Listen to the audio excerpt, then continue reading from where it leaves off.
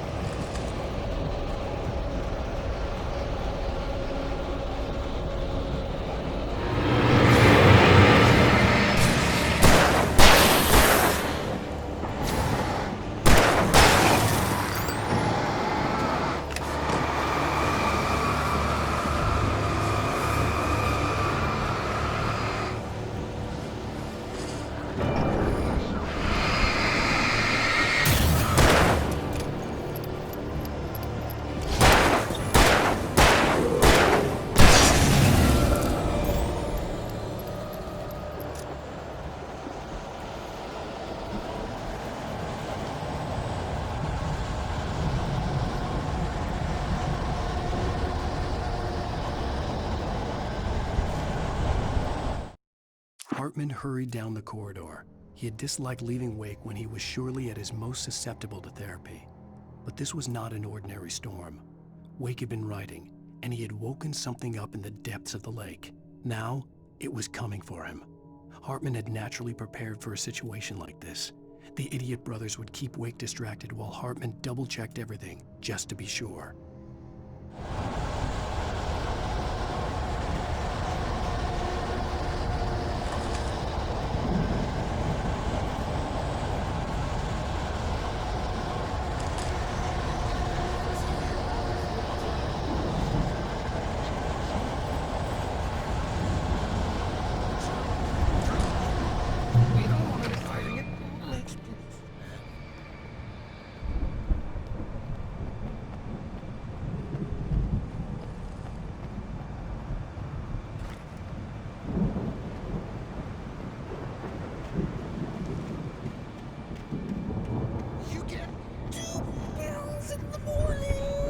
You'll be nice and calm all day long.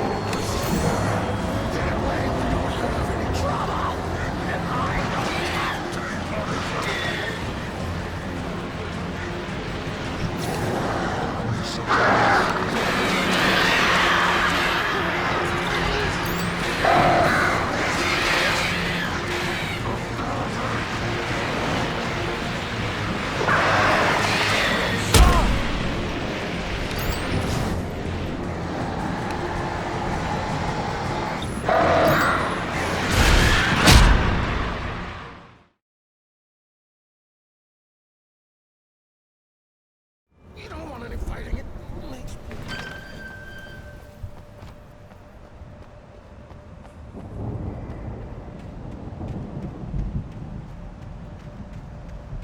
You get 2 pills in the morning, and then you'll be nice and calm all day long. You get 3 pills in the evening. And then you'll sleep like a baby.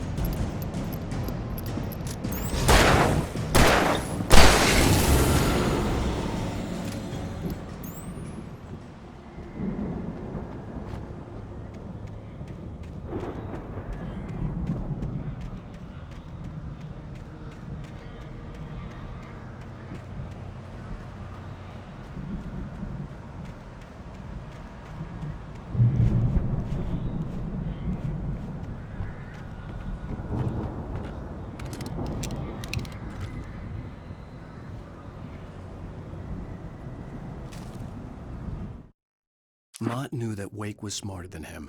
Wake had more money, a beautiful wife, everything. And Hartman said Wake was important. That made him better than Mott. But Mott was calling the shots now. He'd expected Wake to whimper and grovel, but instead, he seemed willing to fight. Mott knew he'd gotten under Wake's skin. If only Mott actually had his wife. The thought made him shiver.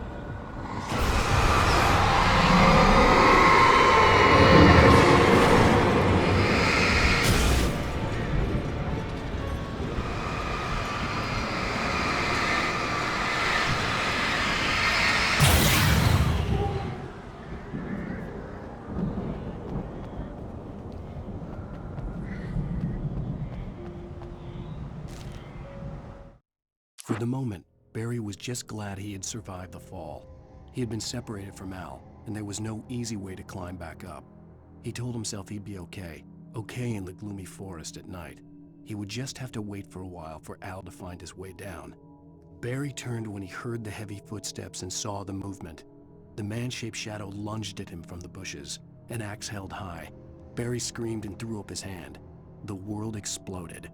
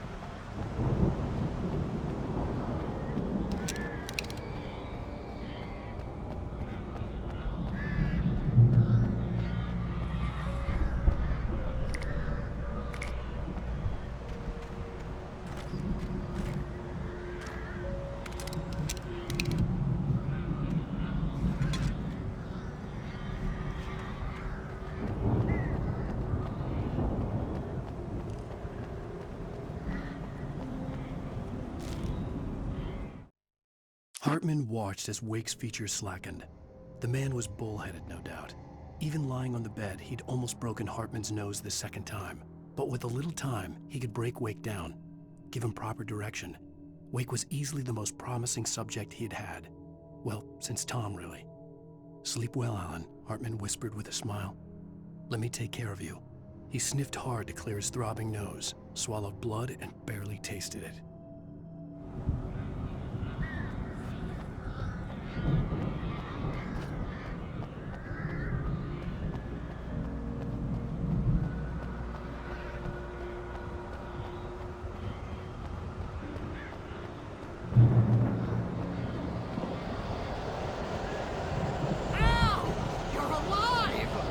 Let's get out of here. Can you open this gate?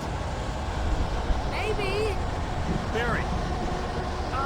Well, I slammed it shut when the nasty showed up, and the key fits kind of loose in the lock, so,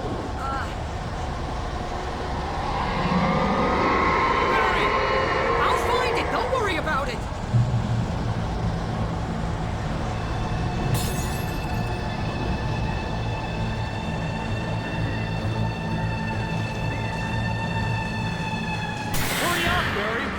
I'm on it! I'm on it!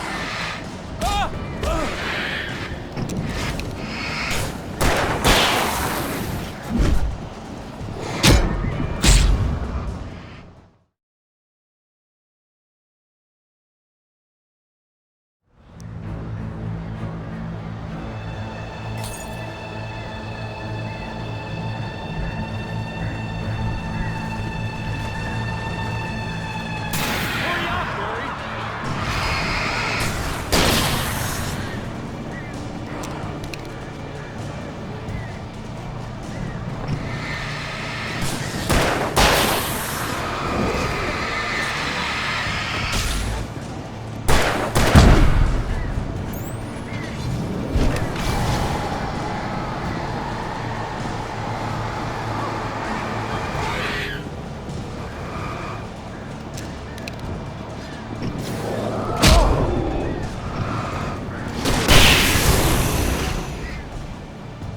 I found it! I found it!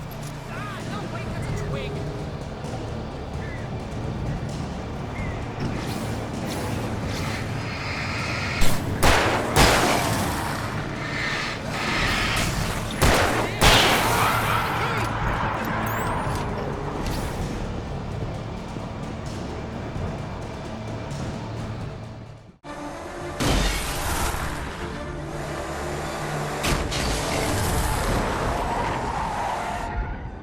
Al, please tell me we're headed for the nearest "You're now leaving Bright Falls. Come back soon" sign.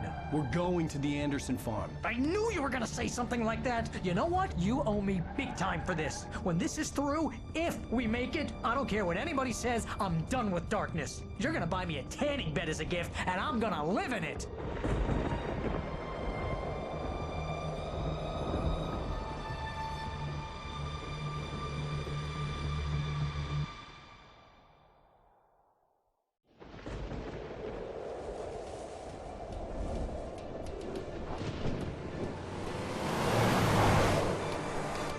I'm crazy, but that's fine, Barry. Oh, you got that right, Al. You're barking mad. You are by far the But craziest. maybe that's inevitable when you deal with crazy stuff like this. It helps. This is happening, Barry. Alice, they never had Alice. She's trapped in the darkness at the bottom of the lake, but she's not dead. Al, how can you know that? I know, Barry. I can... Al, No, listen. I can bring her back. I can find her. There's something special about this place. The lake, it does something to the works of art created here. It makes them come true. But there's a catch. The dark presence, whatever that thing is, twists it to its own ends. That's why all of this is happening. It's using my manuscript to take over everything. Al, I believe you. It happened to Thomas Zane before, it happened to the Andersons. I believe you. Crazy or not, you're not delusional. Weird shit's going down. That's a fact. I'm on board, man. I'm with you. The Andersons knew about it, but they were too far gone to tell me with all the drugs they were on. But they wrote it down. There's a message somewhere at their farm, Barry. We just need to find it. Look out!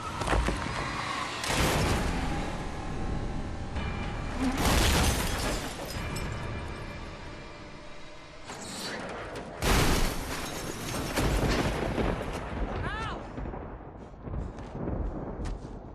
God damn it, Al, talk to me!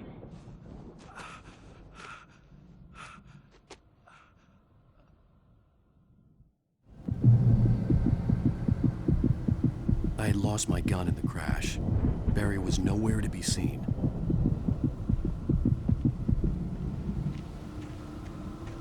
Barry! Barry!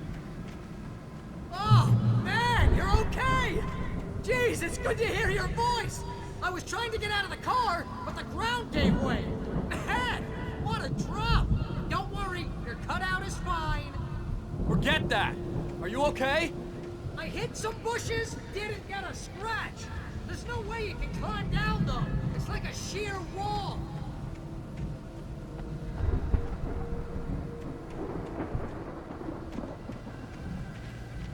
Ah! Al! There's something moving down here! Barry, it's a taken! Use a flare, Barry! Woo! Yeah! Barry, are you alright? I'm good, Al! I'm great! Guess you never messed with anyone from New York City before, huh?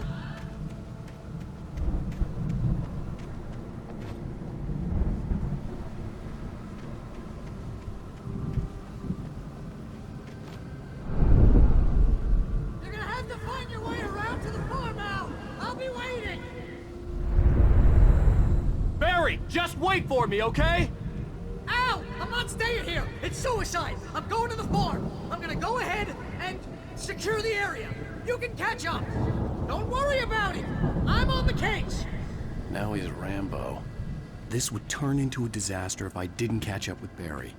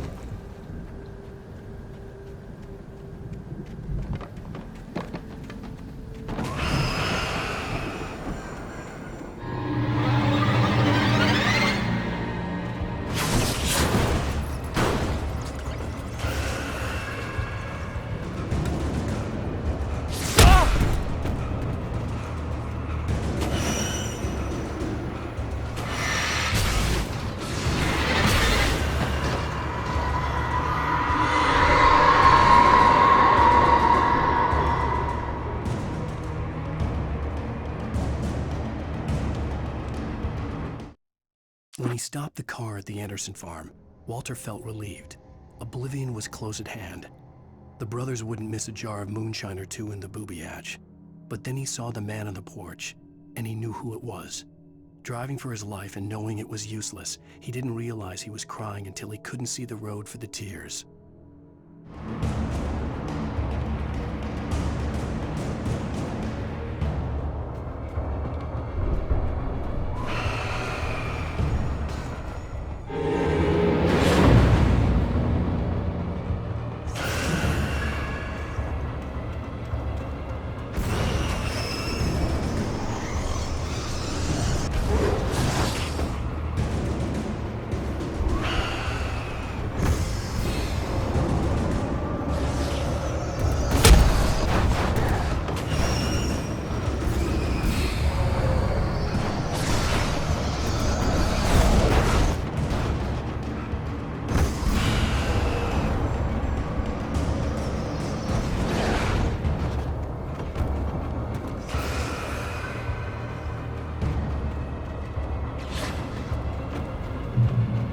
Shadows crawled over the gate. I needed a light to destroy them to get through.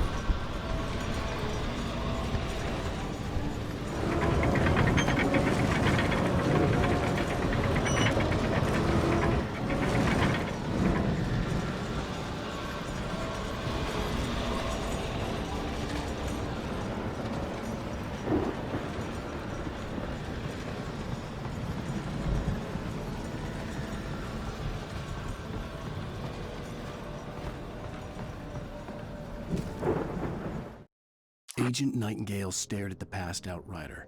The man was sleeping off one hell of a night. Nightingale felt a stab of envy at Wake's oblivion, but he had a job to do.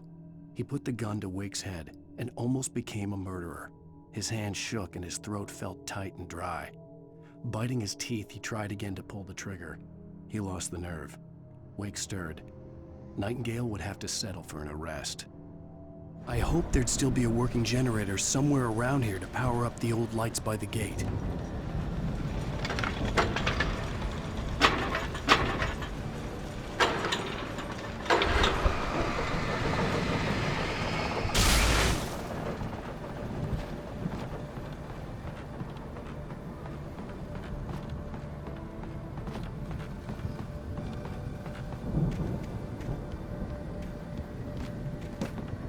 I could sense the movement in the woods ahead. Facing the enemy without a weapon was dangerous, but I had no choice.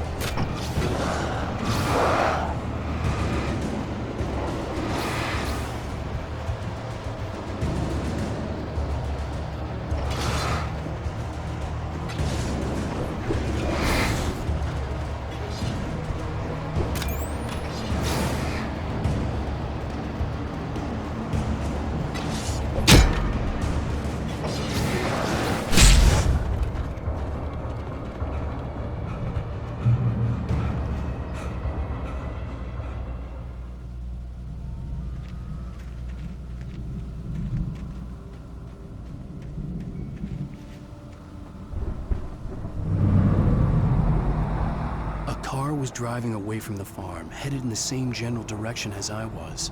For all I knew, it was Barry, caught in the consequences of leaping before looking.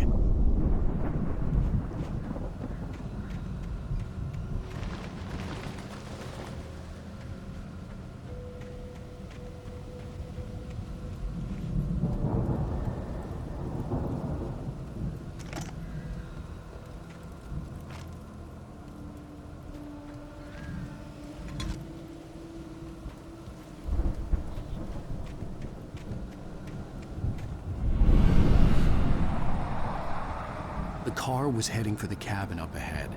It wasn't far. If it was Barry, I would see the damage soon.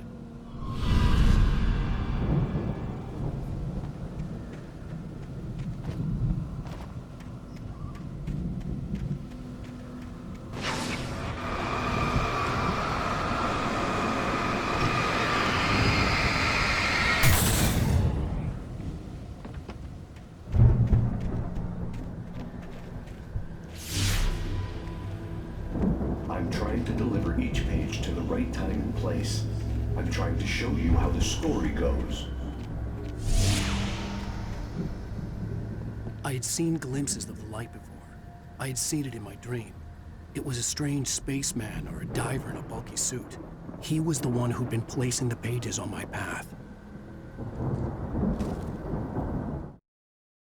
The dark presence followed the choreography laid out to it in the manuscript, growing stronger and stronger, moving like a storm from one scene of destruction to the next. But it was still bound to follow the story and chained to the dark place it came from. When the story reached the end it longed for, it would finally be free.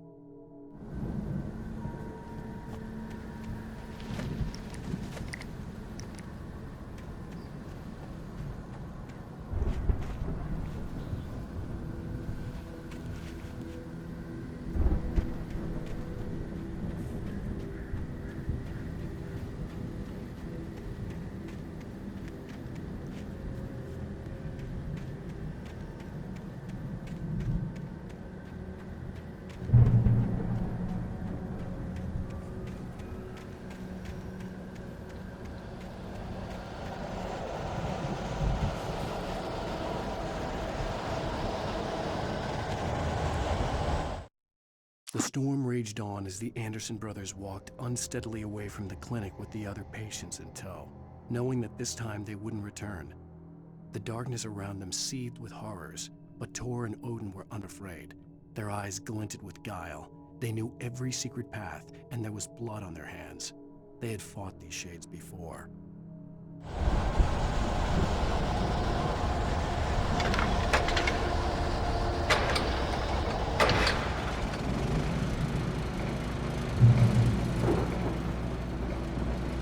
Someone had left a gun behind.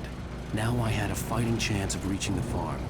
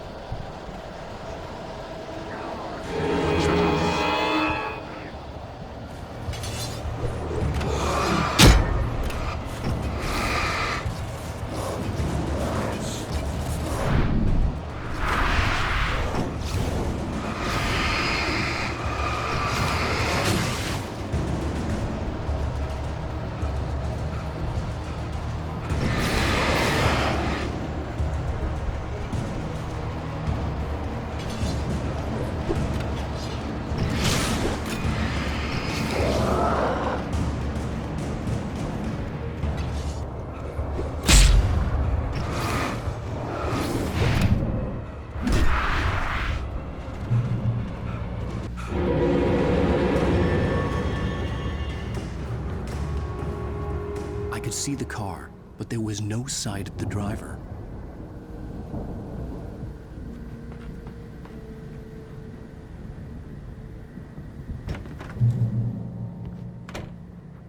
Hello? Anybody here? Barry!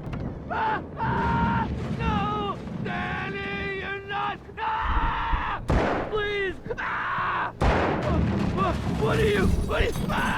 No! Don't! I'm sorry!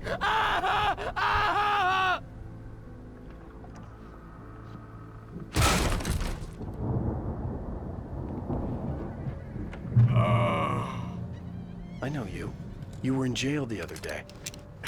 I went to the farm again for the moonshine, you know? It makes you see. They're not gonna miss it. They're in the loony bin. But my buddy, Danny, I lost him. Something's gone wrong with him. It's not him. Like a real bad follow-up to a real good movie. The best friend's suddenly the bad guy. Who wrote this crap anyway?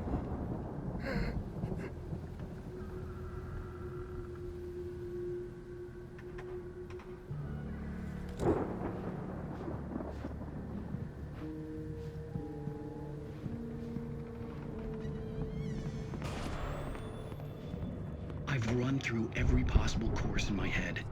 If I continue like the Dark Presence wants me to, the story I'm writing won't save Alice. It's a horror story, and it's going to kill her, and me, and everybody in this town. No one will survive. Darkness will consume everything. This is what it's wanted all along. It will be free, unstoppable. It used Alice to get to me, dangled her in front of me to keep me going. It was never going to release her. I'm going to change this. I'll escape. I've written myself into the story. I'm now the protagonist. This feels like a terrible risk, but it's the only way to save Alice. I'll be bound by the events of the story just as much as anyone else who's been woven into it. The story must stay true for this to work. There have to be victims along the way, near escapes, cliffhangers. In a horror story, it can't be certain that the hero will succeed or even survive. He almost has to die. I'll write my own escape into the story next. I need help. Zane's going to be the one who'll help me. I'll make it happen.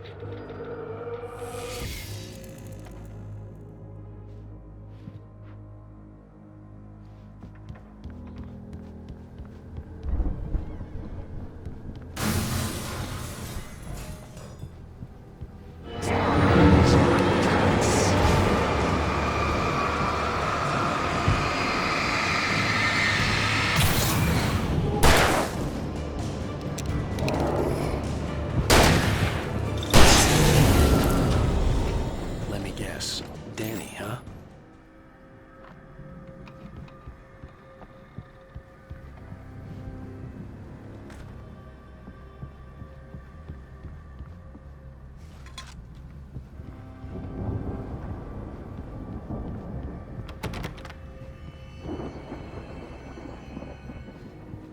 I could climb out through the broken window.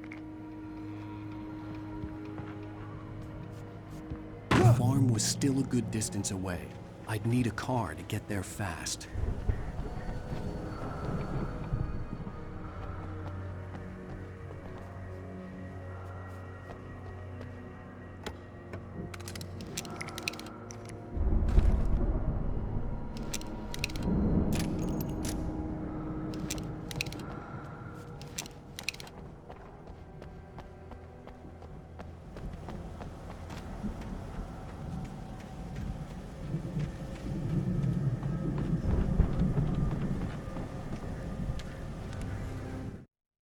For a moment, Hartman considered strangling the idiot.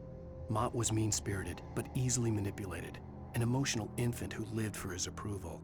Wake, by contrast, was a far more difficult subject. Mott had given him too much leash. In 2 days, who knew what could happen? Hartman would have to find a way to rein him in, and quickly.